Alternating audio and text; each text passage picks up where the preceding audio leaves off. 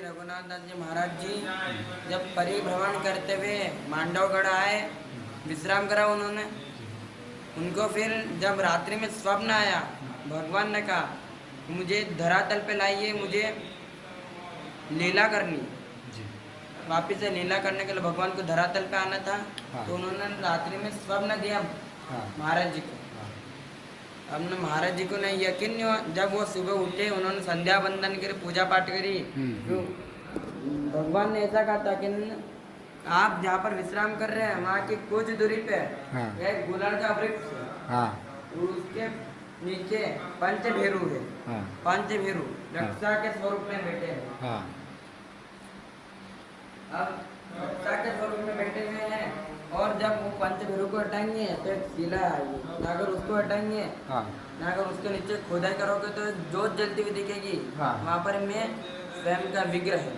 हाँ। अब तो वो आए, उन्होंने देखा, पूरे संध्या वंदन करी। उसके बाद उन्होंने देखा जैसा उन्होंने स्वप्न में भगवान ने दिखाया था वैसे ही था। हाँ।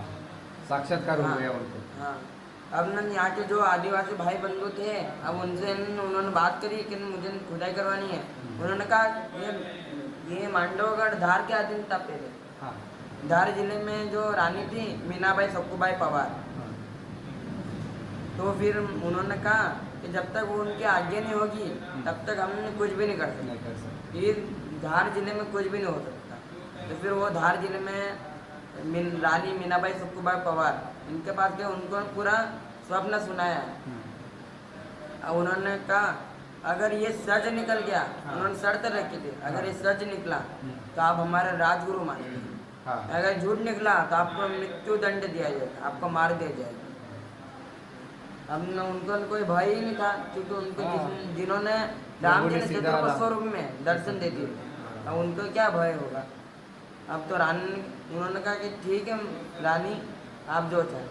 अब फिर वो आए, अब उन्होंने देखा जैसा बताया था। फिर उन्होंने खुदाई करवाई। खुदाई कराई तो ऐसा प्रकाश निकला अंदर से जैसे कि सूरज पास में, हाँ। और एक जोत जलती हुई, हाँ। बिना तेल की, बिना घी। हाँ। अब जब खुदाई करी ने, जब रानी ने कहा यहाँ पर जोत जल रही, मतलब ये सच ही होगा। सच ही। उन्होंने कहा पहले आप मुझे गुरु दीक्षा दीजिए, उसके बाद में मैं भगवान के दर्शन करूँगी। जी। तो फिर महाराज जी ने गुरु दीक्षा दी। उसके बाद उन्होंने नीचे आके जब भगवान के दर्शन करे, वो जोत बुझ गई। हाँ।